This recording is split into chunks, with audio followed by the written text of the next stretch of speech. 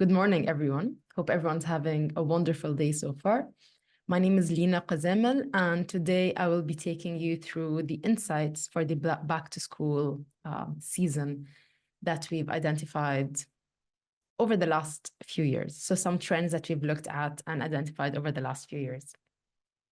A very quick brief about myself. I am a manager of consumer intelligence here at Sila. Sila is an AI-led company. We are a technology company using AI to really collect data and understand consumers through their social and online activity. And it is through all the social data and all the public information available online that we've generated the insights for our understanding of the back-to-school season. So let's get right into it. I'll just share my screen. We can get started. Quick brief about Sila. Like I mentioned, Sila is a technology company that really that uses AI really to collect insights, to collect data, and then generate these insights about many different topics across categories, and really to build these research and consumer intelligence insights. What is really different about Sila is our understanding in this region of the different Arabic dialects. So Sila is based on, is built on 21 different Arabic language models. What this means is that Sila has been trained in Arabic. So while other tools may take Arabic content, translate it, and then run the analysis on that basis, through Sila, we actually run the analysis in Arabic. Now, why is that important, especially for a topic like back to school? Why am I even highlighting that? So this report is primarily focused on the MENA region, right? This is about understanding back to school within the MENA region. And within this region, there are so many different dialects with so many different nuances that if it's simply translated, we wouldn't really get the insights that we would need. So what have we actually covered in this report? How have we gotten these insights? We took all mentions of back to school across social media platforms. So we're talking about TikTok, Instagram, Facebook, and X, previously Twitter. And we use these back to school hashtags and any other back to school iteration. So back to school with the dashes in between, BTS, all of that across the MENA region. And we've run the analysis on all of these posts from brands and influencers to really generate these insights. So it's very relevant to this region, and it's also very nuanced, right? Like we really understand what they're saying. So the scope is we have collected over 6,000 posts on which we've run the analysis. And this was across 1,000+ accounts. So why is it important? We are currently at the start of the back to school season. We have identified certain insights about the different phases of back to school that are quite important when planning the strategy, and which would impact in the communication and who to connect with, which is why we're taking you through this. Also, one thing that I hadn't mentioned so far, if at any point you have any questions, please feel free to send them through the chat. And we'll have a bit of a Q&A session at the end if anyone has any questions. So let's jump right into it, right? How long is the back to school season? So typically back to school really peaks for around 2 to 3 weeks just before September. But what we've identified is that the back to school opportunity is actually 13 weeks long. But that's almost like 3 months of opportunity, out of which typically most brands would focus on 3 weeks off. So what are these 13 weeks? How are they broken up? What is it made out of? These 13 weeks are split into 3 key phases, right? There is the beginning phase, like I mentioned, which starts from now. We're talking about the 1st of July to the 15th of August. This is the first phase that we'll be delving deeper into. And this phase is primarily it has a very specific purpose. We've seen, if you look here at the chart on the left, we can see posts and engagements, right? We can see that how the posts and engagements run throughout the year. This runs from January 2021 all the way till April, where we're, April of this year. So phase one is typically quite low, so you wouldn't really see it because of the peak. However, it does take around 25% of all conversations in the back to school season. And it's primarily about driving awareness. This is before the mass promotion. This is before, pushing people to who are preparing for the start of school. This is primarily about driving awareness. Now, this is about from the 1st of July to 15th of August that we see posts tagging back to school. Then we move on to the promotional peak, which is 16 August to 5th of September, as we've noticed. And this is usually where these major peaks occur. And phase two is what we're very familiar with. It's the call to action. And it's very, very driven by promotions, offers, discounts, all of that to really drive people to choose certain brands, certain products, to really, to drive consumers to go to these brands and products. And we've called that the promotional peak accordingly. Then finally, after the promotional peak, so we're talking after schools typically start after the first week of September, there is still almost a month or like 3 weeks of communication that still occur from the 6th of September to the 3rd of October. And here is also a very important opportunity, especially for certain categories that really drive a lot of continued engagement from the community. Now, we're going to go into each of these in more detail. We're going to look at the different categories. We're going to look at who's more active over there, and especially more examples on the type of content that's usually there. So let's do that. But before we do that, I just want to also give a big overview on how big each of these spaces are. So as expected, the promotional peak, the period that we're all very familiar with, that takes approximately like 60% of the conversation. This is where the majority or all of the conversation happens within these 3 weeks. But before the promotional peak, we also have a space that takes 25%. That's a fourth of all conversations about back to school. This is a significant space. This is a space that is currently underutilized and can definitely be relevant across categories. Not only that, even after the promotional peak, we have a space that's around 20% of the conversation. So both the periods before and after are somewhat underutilized. There are opportunity spaces there, especially for certain categories with specific strategies that we'll be discussing. So let's get into each of these in more detail. Let's start with the first phase. The first phase, like we said, before the promotional peak, it's around 25% of all back to school content. It happens in this phase. And most of this content that's posted in phase one from the 1st of July to 15th of August, almost 50% of it is about school supplies. So here we're talking, the different types of posts. What are they talking about? 50% of the posts are about school supplies. That is things like stationery, bags, books. We're talking about, water bottles. We're talking notebooks. So very generic, backpacks, trolleys, all of that. This is where the bulk of the conversation is. And one thing that we've really noticed is a lot of it as well comes from resellers, or not the brands themselves. So we're not talking about the main brand, but we're talking about things like Carrefour, First Cry. So brands that already sell a multitude of other brands. So that's a very interesting focus there, because in this space, it's about these brands using the space saying, we have all of these products available, all of these different brands that can be easily accessed.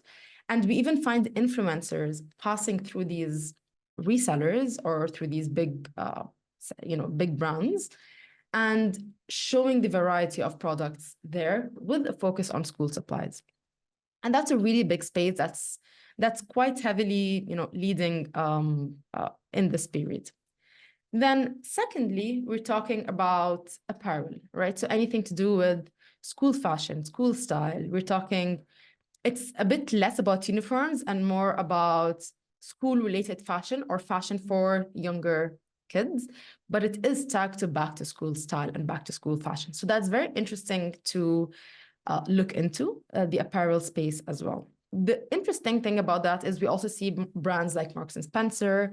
We see brands, even Shein, right, that drive a specific look for the younger generation. It's something that's appealing primarily to the users, so not necessarily the parents at that point. It might be appealing more to the younger kids who might want to look a certain way. For the remaining categories that are there, both technology and food, each of them are about 9 to 10%.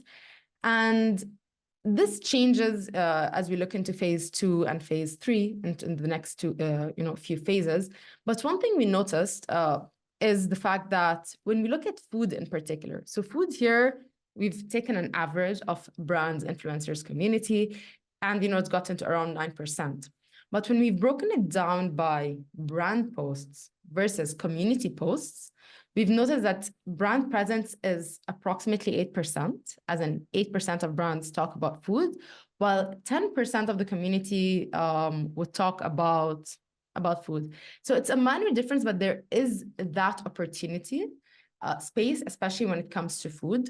Technology is the opposite. So you'd have slightly higher number of brands talking about technology. So we're talking mainly laptops and phones and tablets, right? So these three. So slightly more conversations by brands on tech, while slightly lower by the community on tech. So the key takeaway from this is that the first phase is heavily driven by school supplies and apparel. It's primarily driven by awareness of, okay, we have all of these brands, all of these products, and there is a bit of an additional opportunity space, or that can be an opportunity for food brands in particular. Now, if we look at the type of content that's there, we have two examples. One from a school. So Jil Asafa is one of these.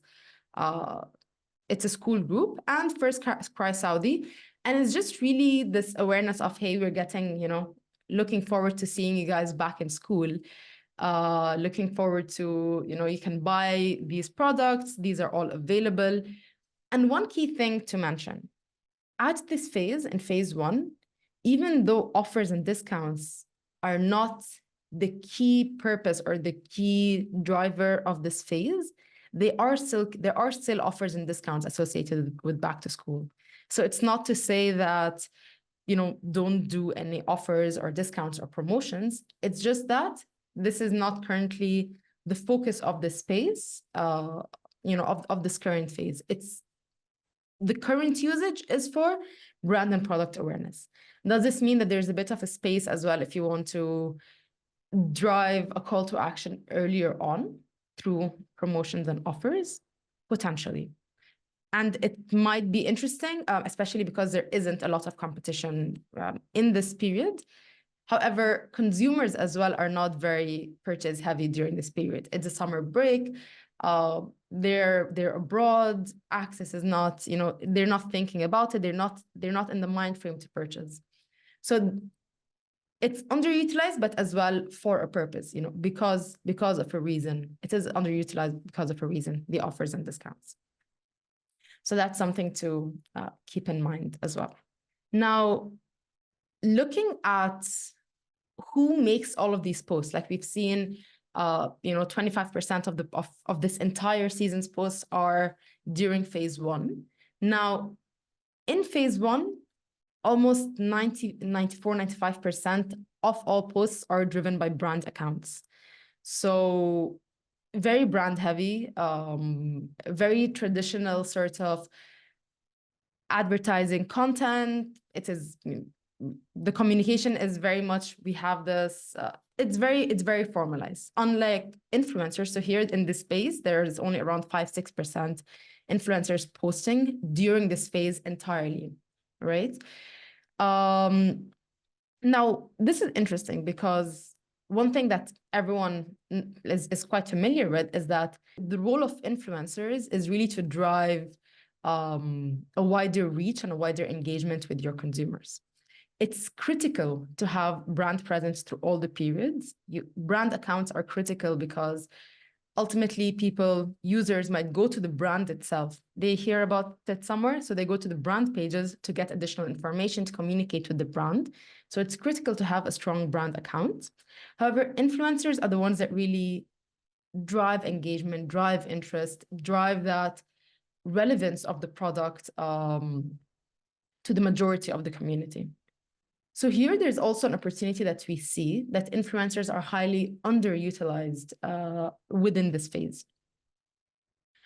Now, a very interesting thing, a very interesting insight that we found on influencers in phase 1 in particular, is that overall, despite the fact that influencers only have 5% of the space, their engagement, their total engagement is twice as much as all the engagement generated by the brands.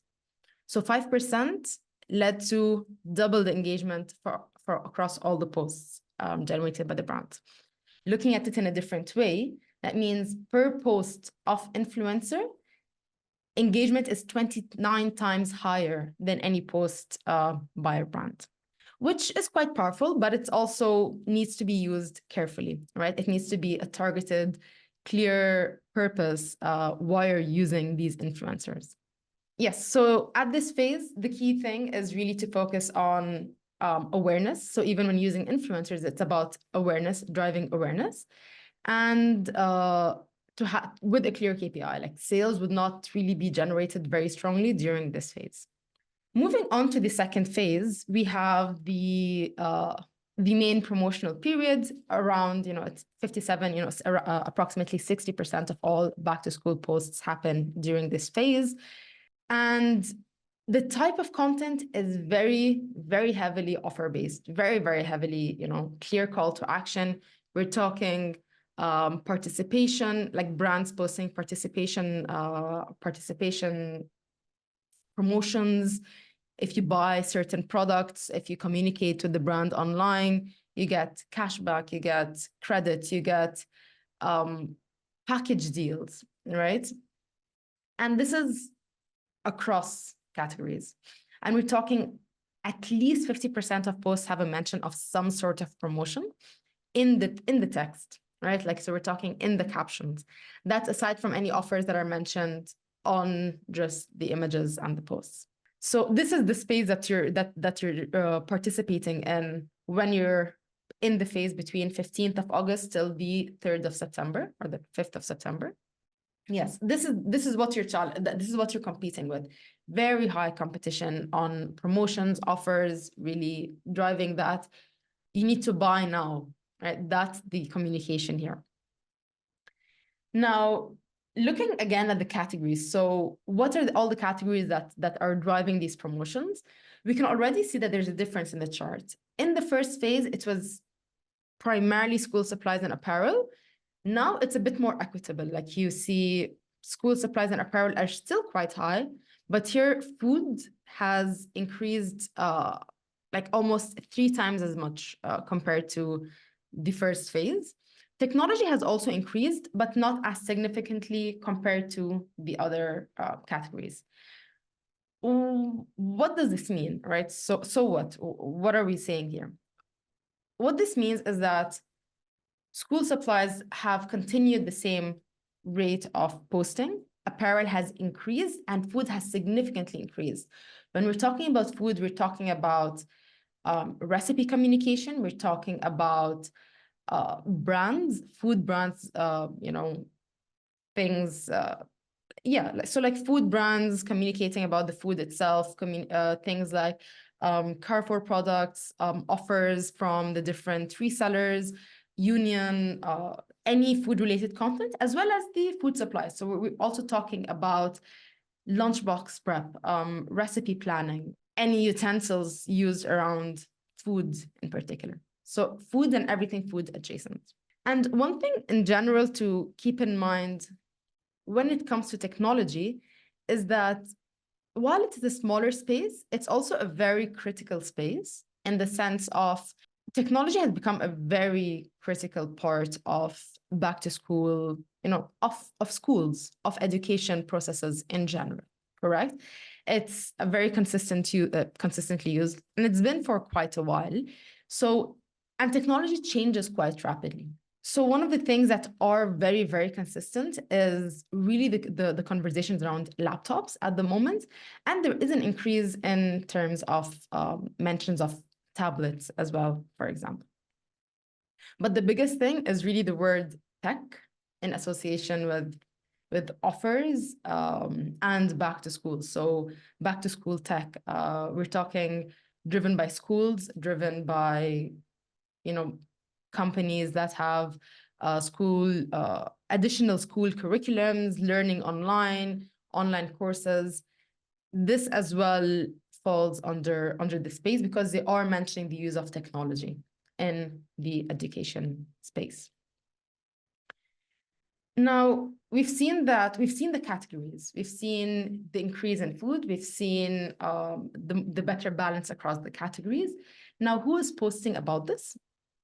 We can see that brands remain the higher, they have the lion's share of all the posts, but influencers have more than doubled. Earlier, they were 5%, now they're around 13, 14%. And since we've seen previously that influencers have a significantly higher engagement, this represents a significantly higher engagement across all the different categories, right? So this is where influencers, and we're going to see this trend in general, from phase 1 to phase 2, increase in influencers, and phase 2 to phase 3, there is a further increase because it becomes more relevant. We're talking about a more humane connection between users and, between the end consumers and the brands. Now, one insight that I've mentioned earlier when it comes to brands is while there are so many different brand accounts, some of the biggest and most effective brand posts usually come from brands which hold a multitude of other brands. And particularly some of them are very consistent over the years and across countries. So we're talking about the MENA region, we're talking about Saudi, UAE, Kuwait, Oman, Egypt. We're talking about the region, right? And some of these brands are consistent across. So you find First Cry Saudi, First Cry UAE, First Cry, across the different countries. And they really do drive significant, somewhat higher engagement compared to just brands individually by themselves. So that's as well an opportunity to look into. While influencers are critical to really have that bigger reach and to influence their communities, this is their role. Influencers, that is their role, to influence their communities into purchasing, choosing specific products, specific brands, specific processes, specific schools even. That is their role. However, when we're looking at brands or resellers, so like malls, supermarkets, and these massive resellers, including, for example, Amazon. So any of the offers that are there, these do have a higher impact compared to just single brands or single product brands or independent brands. So posting as part of the group would be more effective than posting individually in most cases. So this is about the second phase, and this is, like mentioned earlier, this would be the biggest phase or the bigger phase. This is the biggest phase in the back to school season. So after schools are back, we're talking, 5th of September. What happens after that? So now kids are in school, their parents are back to that routine life, but still there are certain back to school needs, right? So this is where these approximately 20% of these conversations happen. In this phase, so like around 5th of September to like the 3rd of October, the key focus here is really about product utility, right? How do you pack the backpack? How do you prepare the lunchbox? How do you set up your kids for success using the products that you've purchased from the brands previously? Again, some promotions do remain. There are always going to be promotions, but the vast majority is really about showing how the brands are going to be used.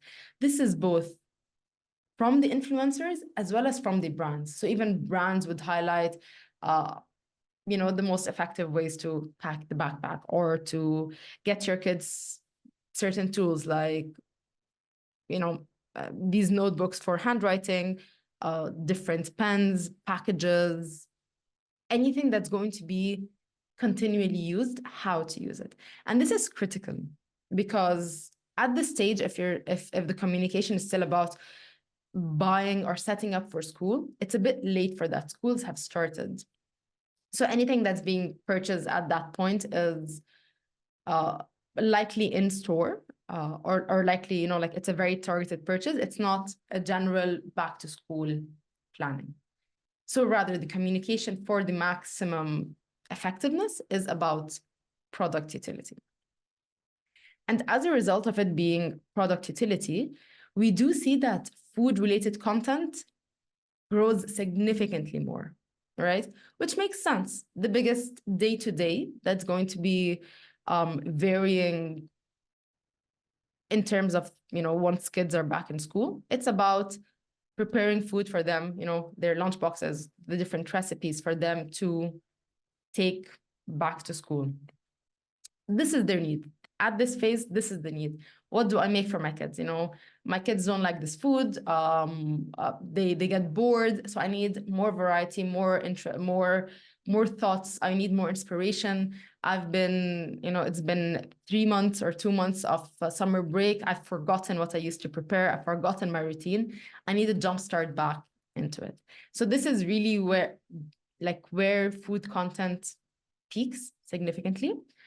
And especially one thing that we've noticed is it's significantly more, it thrives very heavily on Instagram. Instagram is very the videos, the reels, the captions with the detailed recipes.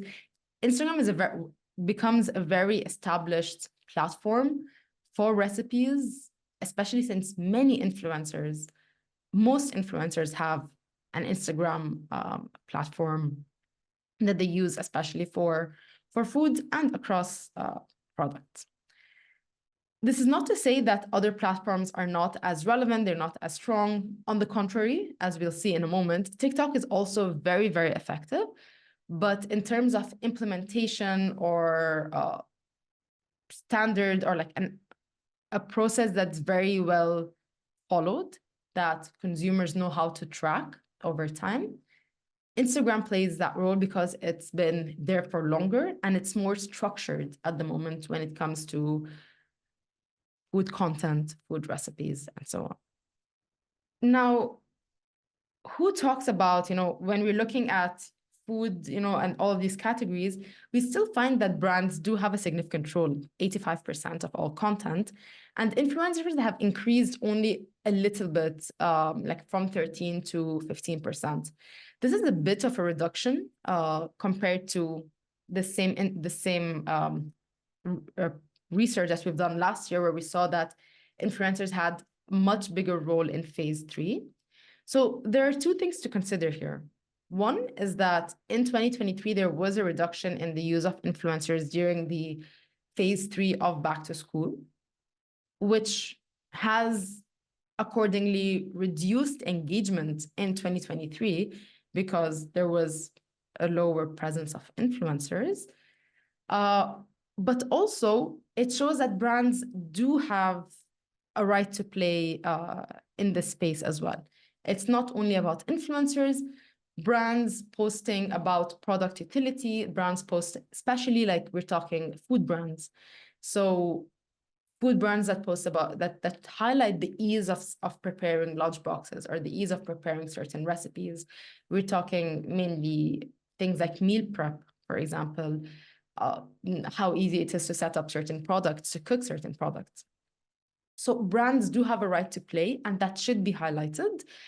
And this should also be supported by influencers. If one of the, KPIs or one of the ways to test the effectiveness of the marketing is about engagement and views, influencers, that one or two influencers can drastically enhance the reach of any single post of any specific product that is being promoted.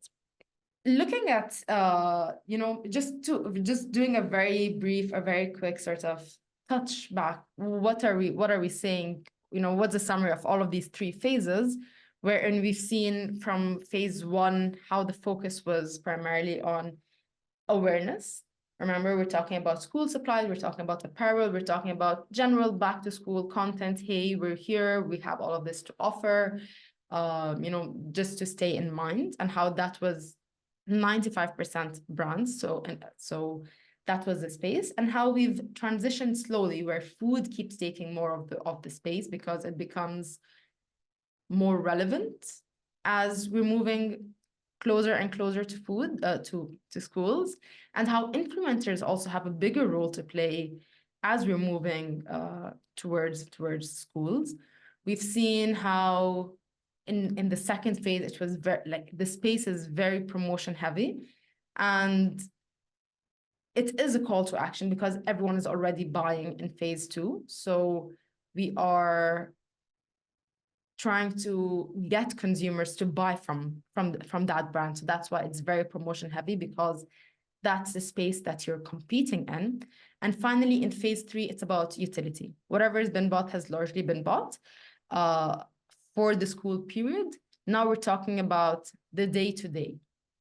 How do we use our products? So brands that have a more like a shorter life, whether that's food, whether that's stationery, for example, whatever has a shorter life, this is where they have a place to play during the third phase. So now let's look at the social, the different social platforms. So the two biggest social platforms that have the highest number of posts, the highest engagement, as expected, would be Instagram and TikTok.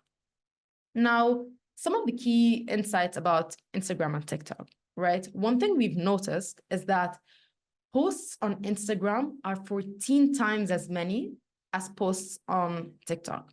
This is driven by two key things. First, there are many more brands that are significantly more active on Instagram compared to TikTok. And there are many influencers that are more established and active on Instagram compared to TikTok, right? So Instagram has been there longer. So it's simply like a natural fallout. This is as expected. Instagram posts are higher than TikTok posts from influencers, from brands, both. However, engagement on TikTok is significantly higher in comparison. So TikTok is video-based. People are going on TikTok with the purpose of, I'm going to watch a video, I'm going to watch content. Versus on Instagram, there's a much higher likelihood of swiping, of skipping. Maybe you're not reading, maybe you're not spending time on the post, right? So engagement on TikTok is significant. It's 5 times as high compared to total engagement on Instagram. Now, this is not to say that TikTok is better than Instagram. Both of these platforms have a different role to play, and it's important to use each platform for its purpose. Like we mentioned, each of the phases has a purpose. Instagram and TikTok, each of them plays a role as well. We mentioned I mentioned that on Instagram, there are significantly higher number of brands and influencers. In fact, there are 7 times more influencers posting actively on Instagram versus TikTok.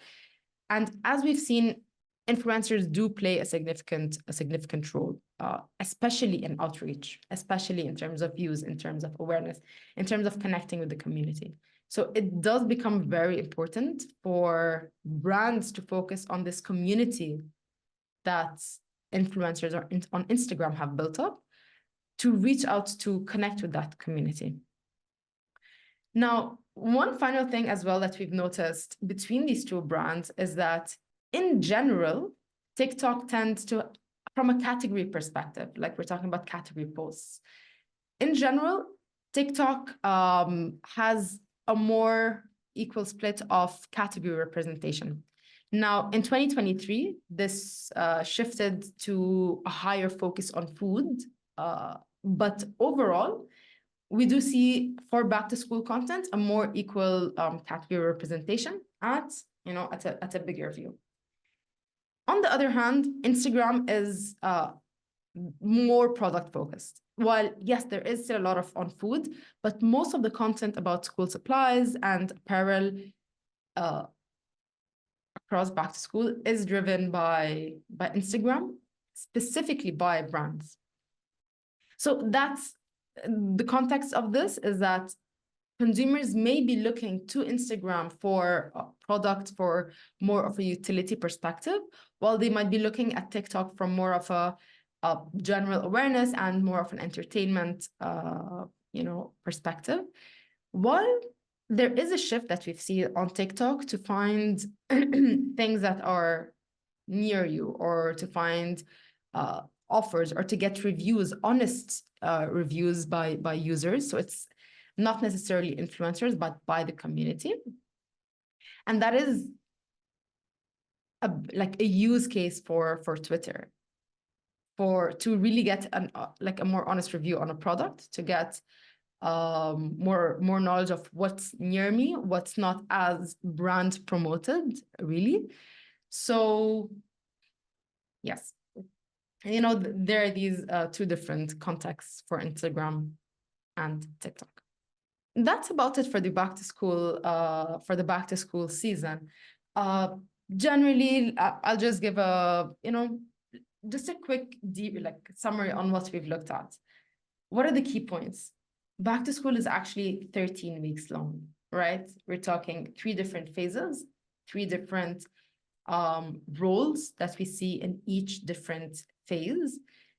And in each phase, there's a different strategy that would be competitive during this period, where in phase number 1 is primarily about awareness, where in phase number 2, we're talking about promotions to be competitive, right? Because everyone's competing, and promotions, some sort of promotion that is relevant to the community, maybe what drives consumer from one brand to another. If they're very cost conscious, or if they don't really, if the brand loyalty or the brand strength isn't as significant in the category. And finally, phase 3 is about product utility. How do we use this brand? What are especially if I'm constantly renewing brand purchases. In terms of influencers or types of influencers, phase 1, more about lifestyle influencers, would really highlight that, because we're not talking about food in phase 1. Phase 2, an equal split between lifestyle and food influencers. And finally, in phase 3, it would be primarily focused more on food influencers, as well as any other categories that can take advantage of the back to school. And that's it for today's presentation, for the insights on today. Let me just have a look. If you have any questions, please send them through. Yeah, so there is one question. Let me share my screen so that I can take you back to that. There is one question about, in here, looking at the first back to school, the question is about the fact that engagements are reducing over time, and what does that mean? What's the implication on that? So one of the key reasons that we've noticed that engagements have been dropping is because influencers, or the frequency of influencers posting, has also been dropping. As you can see, in terms of posts have actually been increasing, but engagements have been dropping. Now, brand accounts are critical, right? You need to have the brand account well established. You need to promote through the brand account. You need to build that digital trust in your brand. But in order to drive engagement specifically, we're talking likes, shares, comments, saving the post for later. To drive that is primarily driven through influencers. And we've seen a trend of influencers reducing their posting activity over the past 3 years, interestingly. And as well, like I mentioned, in phase 3, right? Previously, influencers had a bigger space of the pie, a bigger share of the pie. But because in 2023 it was quite, it was much less than usual. That's why as well we can see that in 2023 there were actually, not higher posts, right? But the proportion of posts was high, and then engagements actually dropped. So that's the primary reason to drive engagements. It is critical to bring in the influencer role. There is another question as well, that are these figures primarily for paid campaigns, or do they include organic promotions? These are for any content that's been tagged to back to school. So that can be paid campaigns. These can be organic promotions. These can be a regular brand post just with the hashtag of back to school. An influencer mentioning back to school in their post or in their video, and the captions have captured that. So anything it includes everything, right? Which is critical really to understand what the space is talking about, both paid as well as organic. I think that's it for now. So thank you everyone for joining. It was really fun to present this today. And I know that it's very critical, especially since we are at the start of the back to school season. So hope this helps everyone. And if you have any questions, any further, questions, insights on this, do let me know. And I'd be happy to have a conversation at any time. Great. Hope everyone has a lovely day.